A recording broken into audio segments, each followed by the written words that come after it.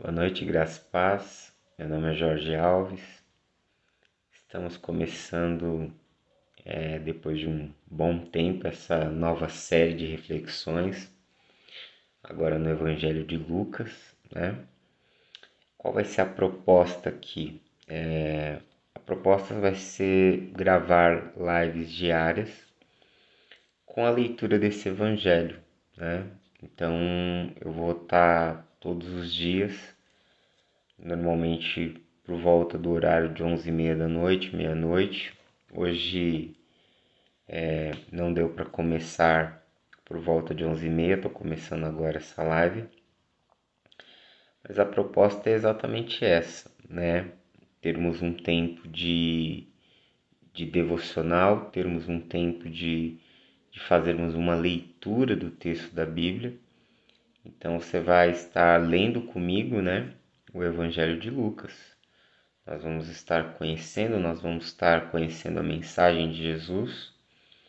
Vamos ter a oportunidade de ter essa experiência de conhecer a história de Jesus por meio desse Evangelho, né? Então, como a proposta ela é muito voltada para a leitura, eu não vou fazer assim uma análise como se fosse uma análise minuciosa, verso por verso. Não, a ideia é a gente ter uma leitura e a ideia é transmitir uma mensagem, né, a partir do que nós estamos lendo. Logicamente que vai ter dias, terão passagens que talvez demande uma concentração muito maior da gente entender o que de fato o texto está falando, né?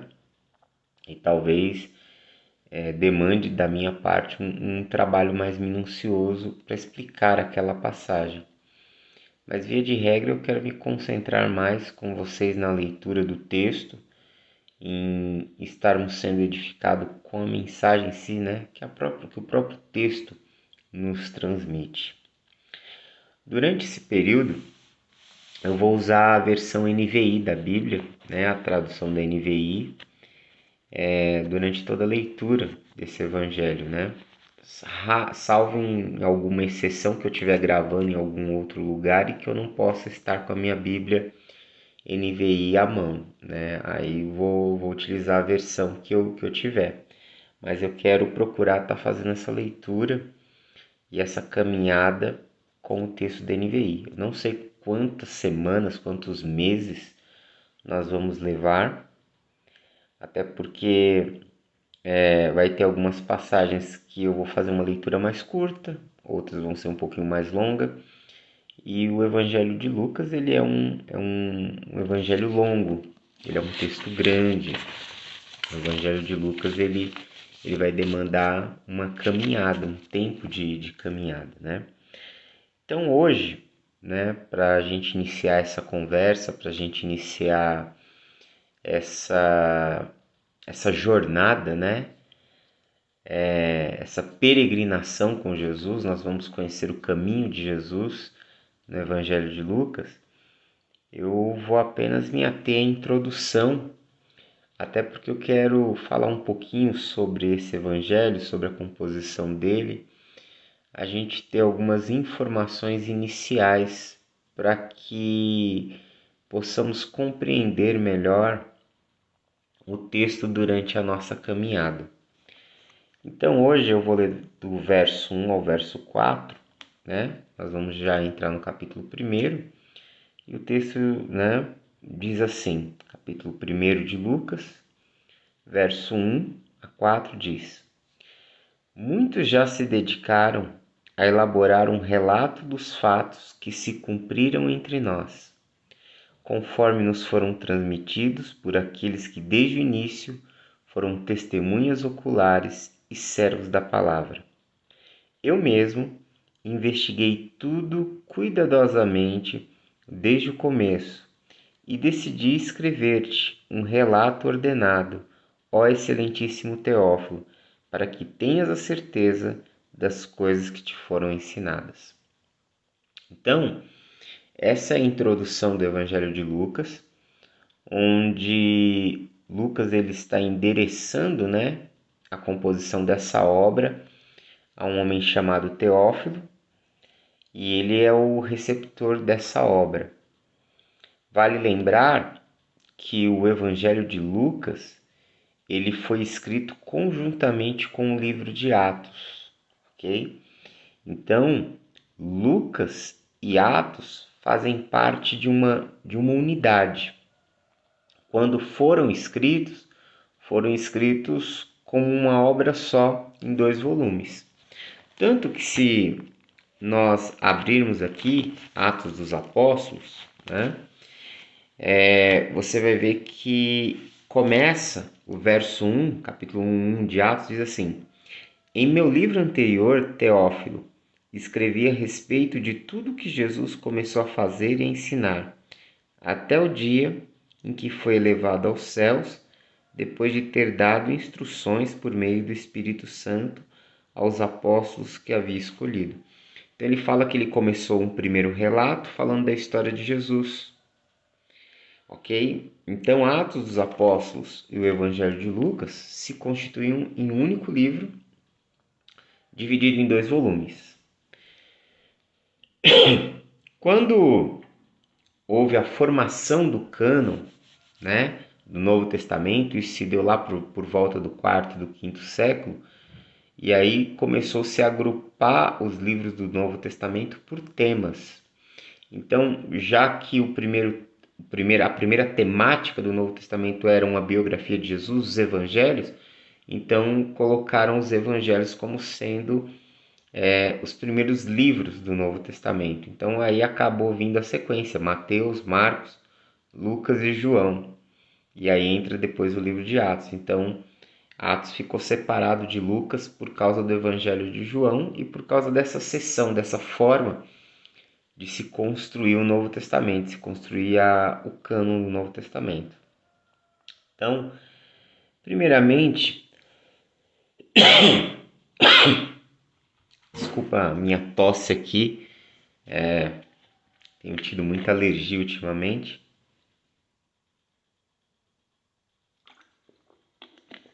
Eu quero fazer uma apresentação rápida do autor, né?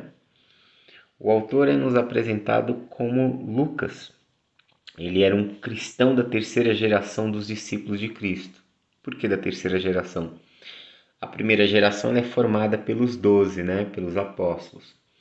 A segunda geração ela é formada por aqueles que se convertem ali em Jerusalém mesmo. A segunda geração ela é formada por judeus que vão se convertendo por intermédio do ministério dos apóstolos. A 3ª geração ela já aparece no trabalho missionário do apóstolo Paulo, né? Que é a conversão dos não-judeus, dos gentios, né? Então Lucas ele não era judeu e ele faz parte, né, dessa 3ª geração. Tem um estudioso alemão, um teólogo alemão chamado Fitzmaier. Ele escreve uma biografia, ele tem uma obra em alemão falando sobre o Evangelho de Lucas, e aí ele faz algumas afirmações com base numa pesquisa histórica sobre o autor do Evangelho e do livro de Atos. Então ele afirma, né, ele faz as seguintes afirmações. A primeira é que Lucas não foi uma testemunha ocular do ministério de Jesus, né? Ele não foi alguém que acompanhou o ministério de Jesus, tá? Uma vez que o próprio texto aqui de Lucas fala que ele se utilizou de fontes, né? Ele fala aqui, ó, muitos já se dedicaram a elaborar um relato dos fatos que se cumpriram entre nós, conforme nos foram transmitidos por aqueles que desde o início foram testemunhas oculares e servos da palavra. Ou seja, ele está dizendo que o relato dele não é o primeiro e que o relato que ele começa a escrever está com base em outras obras que já foram escritas, né? Então, isso mostra exatamente que ele não foi uma dessas testemunhas oculares, ok? Fitzmaier nos diz também que Lucas é um escritor altamente habilidoso, né? Ele conhecia as técnicas literárias da sua época, ele conhecia, esses 4 versos que nós lemos aqui, ele está escrito num estilo do grego muito rebuscado, diferente, por exemplo, do Evangelho de Marcos, que usa um texto grego bem mais popular. Depois o restante, né, do Evangelho de Lucas é também é utilizado uma linguagem dentro do grego muito próximo da versão grega do Antigo Testamento, a chamada Septuaginta, ou seja, é um texto com uma qualidade muito melhor, uma construção muito melhor, né? Isso mostra que ele era uma pessoa culta, uma pessoa que tinha um conhecimento muito grande, muito vasto da sua língua, do seu idioma, né? Fitzmyer também aponta que Lucas ele nasceu provavelmente em Antioquia, ou seja, numa cidade gentílica, né? E que não viveu na Palestina, né? Tanto que em questões geográficas ele tem uma dificuldade nesse evangelho, né? Há algumas questões geográficas que Lucas apresenta que historicamente não são tão precisas, exatamente por ele não ter vivido na região da Palestina, né? Nós temos no Novo Testamento algumas passagens que fazem citação a Lucas. Colossenses capítulo 4, 14 é uma delas, é o próprio Paulo que faz essa afirmação, e é em Colossenses 4, 14 que Paulo apresenta ele como sendo um médico. Há uma afirmação de Lucas como sendo um médico. Com isso você vai perceber que Lucas ele se converteu numa das viagens missionárias do apóstolo Paulo e ele passa a integrar a equipe missionária de Paulo, e você vai ver isso no livro de Atos dos Apóstolos, entendeu? Então, o próprio Atos dos Apóstolos, que foi escrito por Lucas, tem passagens que faz menção desse momento que ele se torna parte dessa equipe missionária do apóstolo Paulo. Então você vai ver que muitas das tradições que ele recebeu, muitas informações, até para a escrita do livro de Atos, parte das informações do próprio apóstolo Paulo, dos seus diários de viagem, na época em que ele estava trabalhando com o apóstolo Paulo, né? E aí a gente tem mais 2 momentos, 2 afirmações, né, 2 apontamentos. Uma em Filemon, verso 24, depois em 2 Timóteo 4,11, né, onde ele, ele aparece ali nos últimos momentos da vida do apóstolo Paulo, ou seja, muito provavelmente ele estava presente na execução, no momento que se deu a execução de Paulo. E ele sempre é apresentado como um companheiro e colaborador no ministério do apóstolo Paulo, né? Então, a gente percebe, né, com evidências do próprio Paulo, nesses 3 textos, que Lucas fazia parte da sua equipe. Depois, dentro do livro de Atos mesmo, nós vamos ter uma apresentação de Lucas em primeira pessoa, né? Como sendo participante das viagens do apóstolo Paulo e dos trabalhos que Paulo realizou. Algumas passagens que apresentam isso: Atos capítulo 20, do verso 5 a 15, Atos capítulo 21, do verso 1 a 18, e o capítulo 27 e 28. Os 2 últimos capítulos de Atos também apresentam isso, né? Apresentam essa realidade.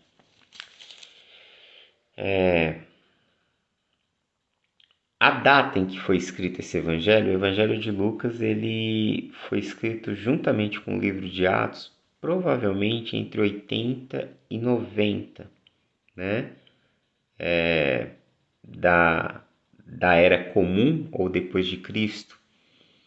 ou seja, já havia se dado a destruição do Templo de Jerusalém, já os cristãos que estavam em Jerusalém já haviam sido dispersos, e o povo de Israel, os judeus, já estavam vivendo o chamado período da diáspora, né? Que foi esse momento onde eles foram espalhados, né? Tiveram que sair de Jerusalém, os sobreviventes, e foram espalhados pelo mundo. O Evangelho de Lucas, ele é o maior de todos os evangelhos, tá? Dos 4 evangelhos, ele é o mais longo. Ele carrega 1149 versículos, dividido em 24 capítulos, certo? E esse texto tão grande, como o próprio Lucas diz aqui no início, nesses versos que nós lemos aqui, né? O verso 3 ele fala: Eu mesmo investiguei tudo cuidadosamente desde o começo e decidi escrever-te um relato ordenado, ó excelentíssimo Teófilo, a partir do quê? Do que ele já tinha ouvido. Então, o Evangelho de Lucas, ele é um documento que se utilizou de algumas fontes, ok? Ele se utilizou de algumas informações.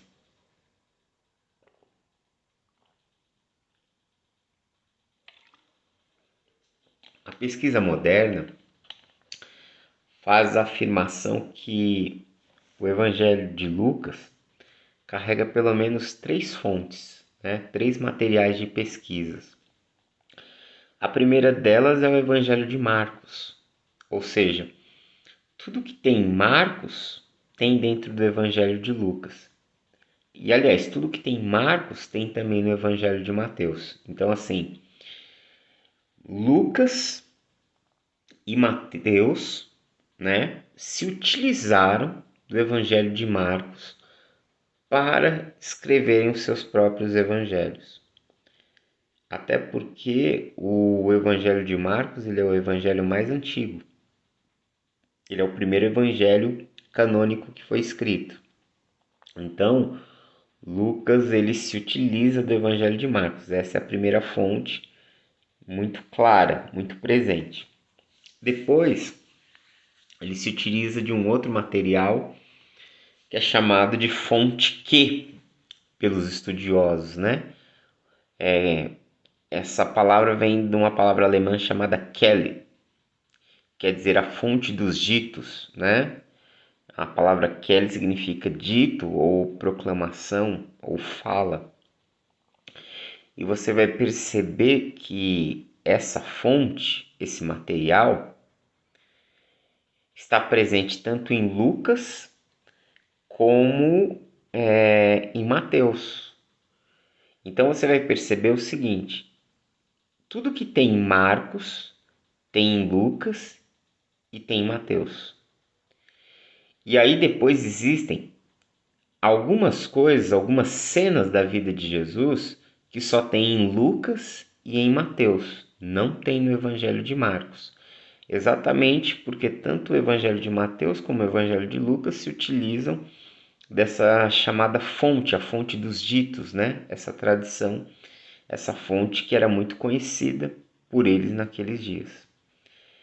E aí tem uma terceira fonte que os estudiosos chamam de fonte L, que é que é o próprio material, um material exclusivo do Evangelho de Lucas. E aí só tem em Lucas, ou seja, existem coisas no Evangelho de Lucas que tem em Marcos e em Mateus. Existem coisas que tem no Evangelho de Lucas que só tem em Lucas e em Mateus. E existem algumas partes do Evangelho de Lucas que são exclusivas do Evangelho de Lucas e não tem nem em Mateus nem em Marcos. São próprias desse Evangelho. Pensando nesses 1149 versículos que tem o Evangelho de Lucas, cerca de 380 desses versículos pertencem ao Evangelho de Marcos, ou seja, estão no Evangelho de Marcos e estão em Lucas. 230 versículos são comuns com o Evangelho de Mateus, né? e não tem no Evangelho de Marcos por causa dessa fonte chamada Fonte dos Ditos. E 548 versículos, a maior parte até, é exclusiva do Evangelho de Mateus, ou seja, só tem nesse Evangelho, ok? Então, pensando nisso, você tem uma parte muito exclusiva no Evangelho de Lucas, cenas muito exclusivas e que comunicam uma mensagem muito forte aos seus ouvintes e uma mensagem que aborda muito sobre o caminho de Jesus, né? Já já eu vou falar um pouquinho sobre isso. Para quem que Lucas está escrevendo, né? O Evangelho de Lucas ele é voltado para cristãos não judeus, né? Diferente do Evangelho de Mateus, por exemplo, que visava um público judeu, um público que era judeu, mas que havia se convertido a Jesus. Já o Evangelho de Lucas visa um grupo de cristãos não judeus, entendeu? Ou estrangeiros que, mesmo que pertenciam ao judaísmo, mesmo que eram adeptos da religião judaica, haviam se convertido a Cristo. Mesmo assim, não eram judeus, eram estrangeiros. Ok? Uma ideia que você vai ver muito presente nesse evangelho, conforme nós formos lendo no decorrer dos dias, é uma ideia universalista. O que eu quero dizer com isso? É uma ideia que ela está sempre presente em Lucas, que a ideia é que a salvação de Deus através de Jesus se estende a todas as pessoas, se estende a todos os povos. Ela é uma salvação universal, ela é uma salvação que ela não é uma exclusividade, por exemplo, do povo de Israel, não é uma exclusividade da comunidade judaica, mas ela se estende a todos os homens, ok? E aí a gente vai chegar aos principais temas de Lucas. Qual é qual é o ensino básico, qual é a mensagem, né? Qual é a teologia do Evangelho de Lucas? Qual é o tema principal de Lucas? A ideia principal no Evangelho de Lucas é nos mostrar uma história da salvação. É nos mostrar um momento onde Deus ele está salvando na história. Então, Lucas ele constrói o seu evangelho, Lucas Atos, na verdade, né, constrói a história sobre três bases. Primeira é nos fazer, no Evangelho de Lucas, a primeira sessão é nos fazer uma conexão com o caminho de Israel, para mostrar que no Israel do Antigo Testamento, a eles foram feitas as promessas, a eles foram dadas as promessas. Então, o material de Lucas, que é Lucas Atos, apresenta o caminho de Israel. Você vai ver essa conexão com a história de Israel aqui muito forte, principalmente nos primeiros 2 capítulos. Depois você vai ver que Lucas ele mostra o caminho de Jesus. O caminho de Jesus ele é apresentado como se fosse o momento presente dele ali, né? Tanto que inúmeras vezes você vai ver o termo hoje dentro desse evangelho, como se a ideia fosse dizer que algo está se cumprindo no hoje, no aqui e agora. E depois Lucas apresenta o caminho da igreja, que isso está presente no livro de Atos dos Apóstolos, né? Que é exatamente apresentar a obra do Espírito, o ministério do Espírito, entendeu? Então você tem o caminho de Israel, o caminho de Jesus e o caminho da igreja. Tudo presente dentro da obra Lucas, Atos dos Apóstolos, ok? Bom, e aí para fechar tudo isso, né? A gente fechar essa conversa introdutória, dois fatos me chamam a atenção. O primeiro deles é essa questão de Lucas ele se doar e se dar à pesquisa. E por que isso acontece? Por que ele ele realiza um trabalho tão árduo e longo? Porque a construção desse evangelho e do livro de Atos provavelmente foi um trabalho que demandou décadas. Levantar esses dados históricos num momento e num período da história como aquele não era tão simples como é hoje. Não que hoje seja tão simples, mas hoje nós estamos num momento onde as tecnologias, as informações, elas estão muito mais acessíveis. Então você imagina que o trabalho dele foi um trabalho extremamente árduo. E o que levou ele a se empenhar tanto em fazer uma construção da história de Jesus, uma reconstrução da vida de Jesus e uma reconstrução da história da igreja? Isso se deve exatamente ao fato de que o encontro que ele teve com Cristo, o anúncio que ele recebeu de Jesus, foi um anúncio tão impactante que transformou a sua vida e que fez com que ele olhasse para Jesus como o homem, como a pessoa ideal, como o ser humano ideal, como o exemplo máximo de humanidade.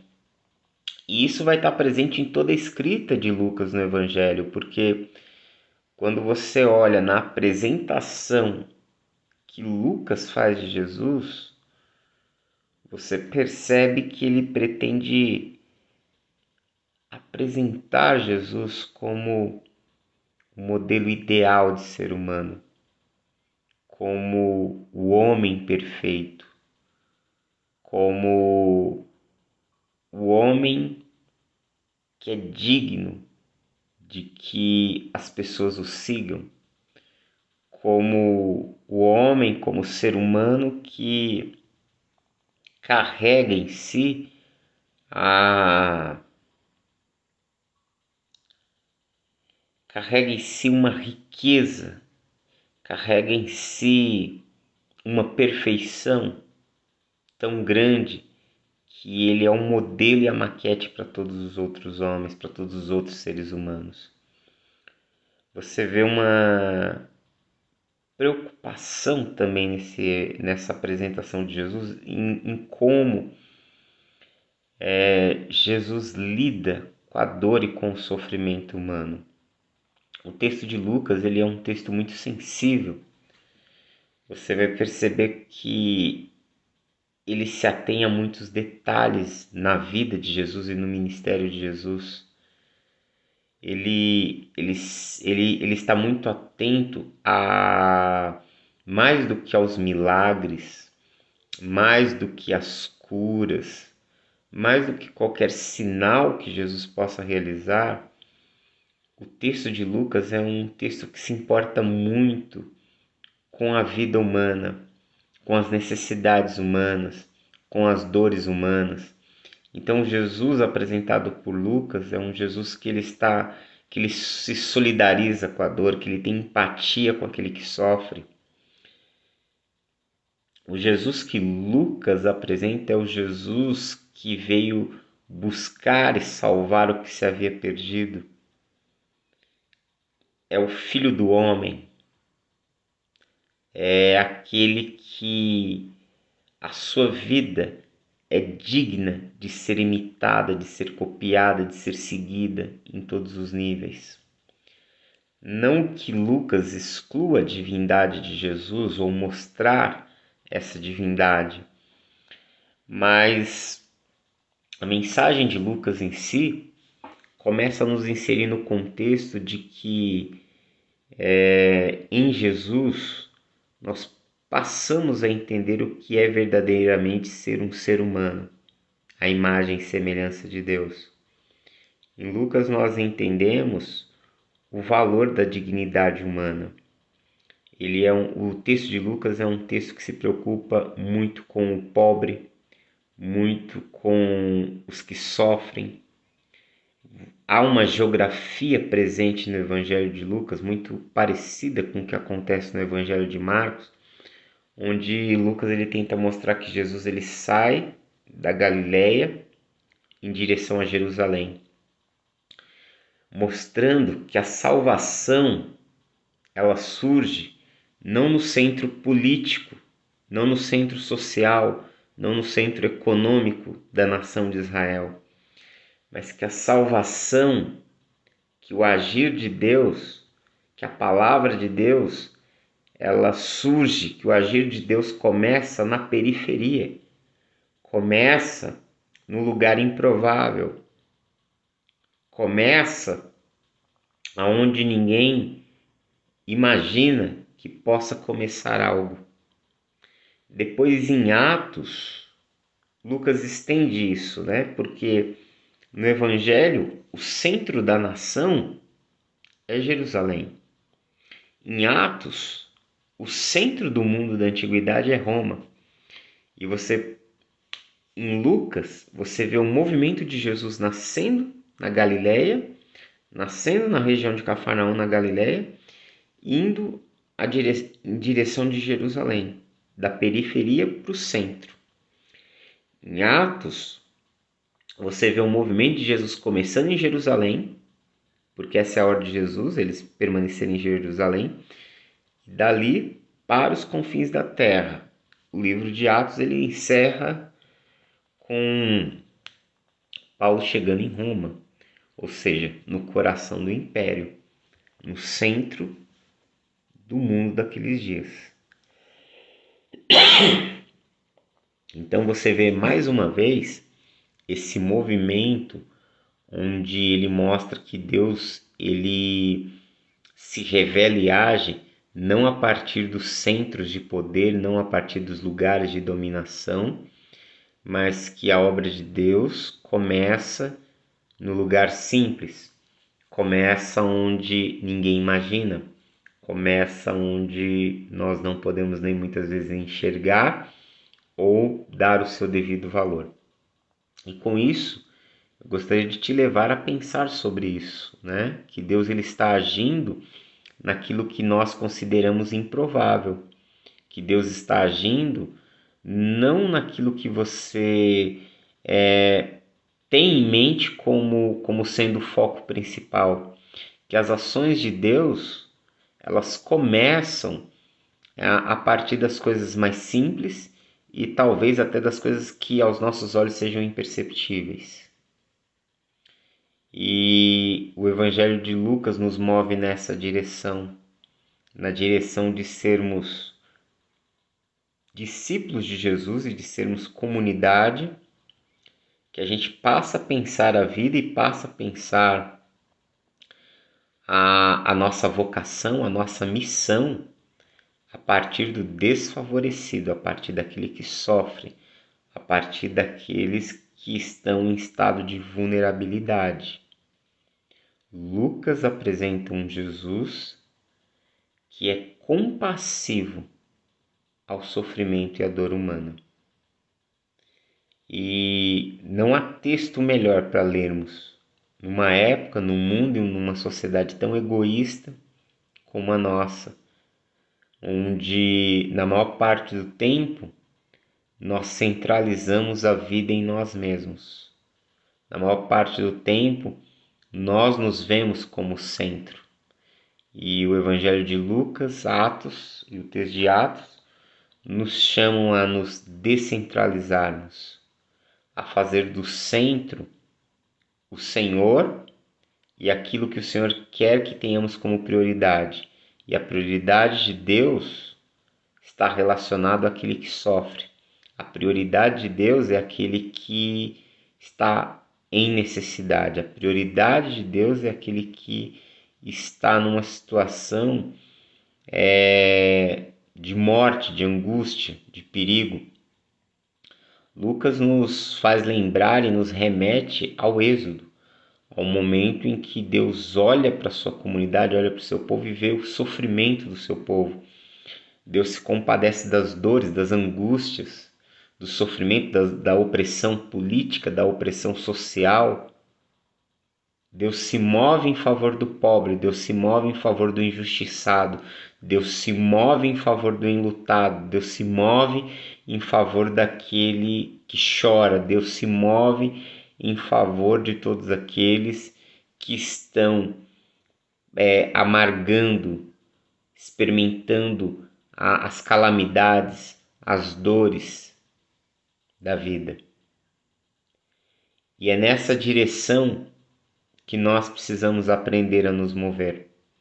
É nessa direção que nós, se quisermos sermos a comunidade de Jesus, se quisermos ser os discípulos de Jesus, se de fato queremos ser luz e sal da terra, é nessa direção que também nós precisamos nos mover, na direção daquele que sofre.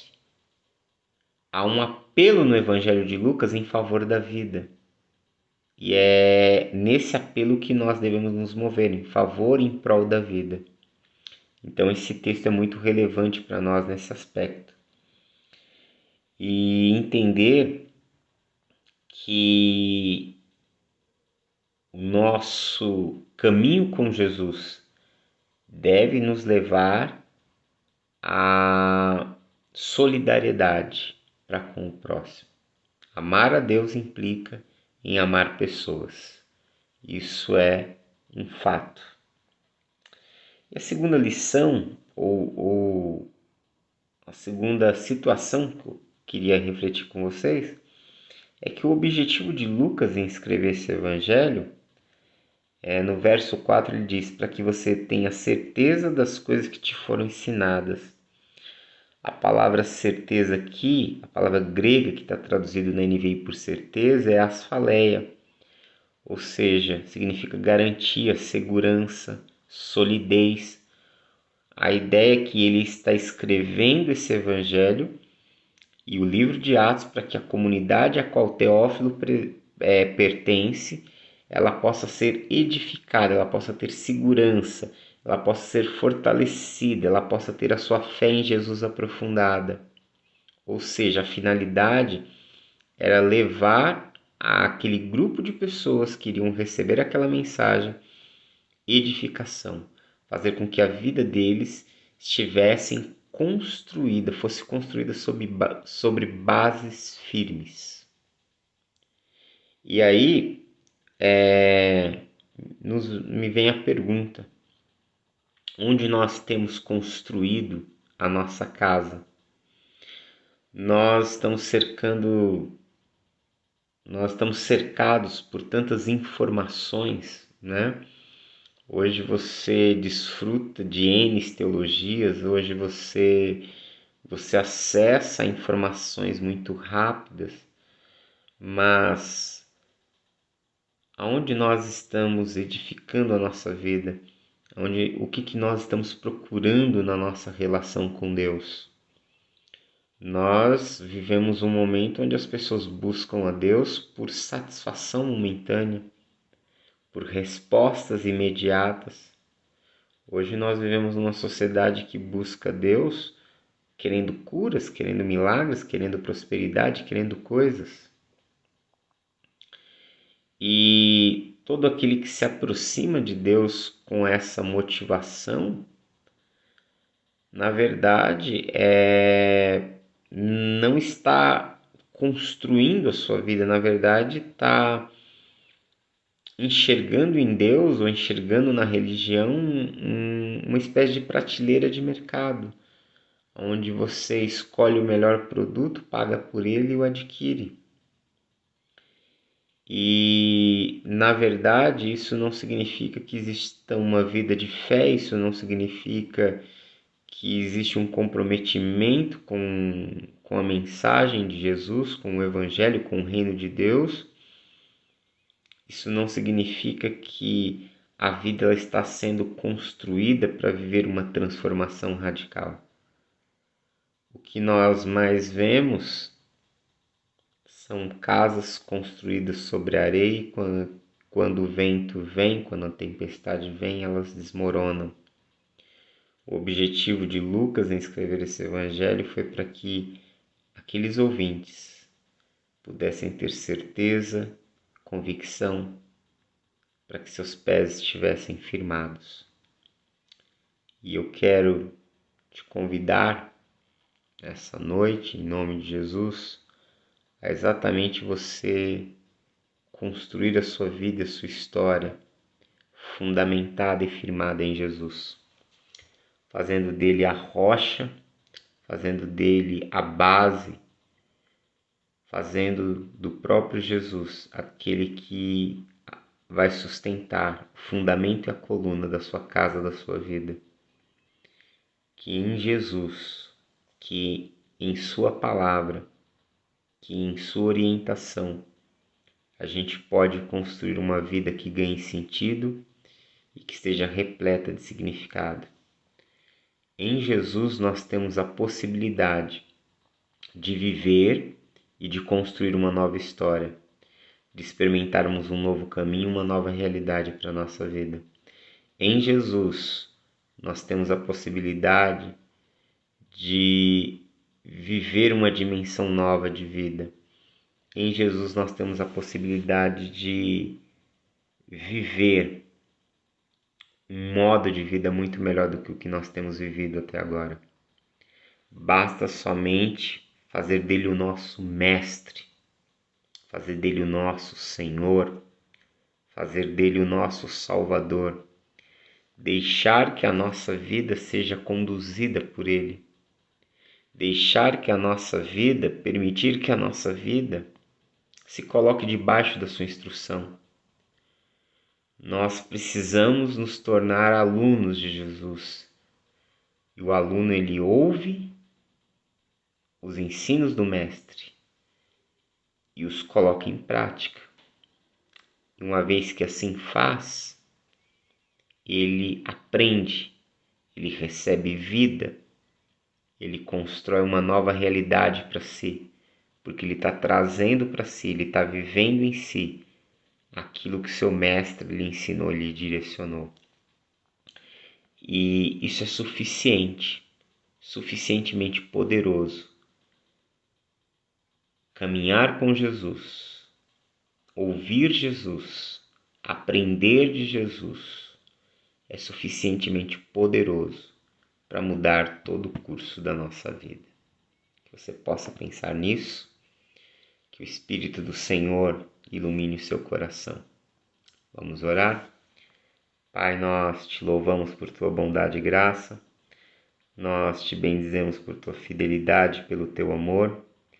Peço que abençoe o teu filho e a tua filha nesta noite, que teu Espírito os ilumine, que a tua graça se derrame sobre cada vida e sobre cada coração.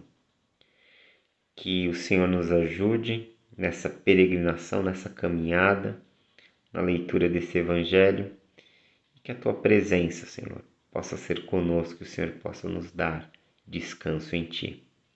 Nós oramos a ti e te agradecemos em nome de Jesus. Amém. Deus abençoe em Cristo e um forte abraço. Até mais.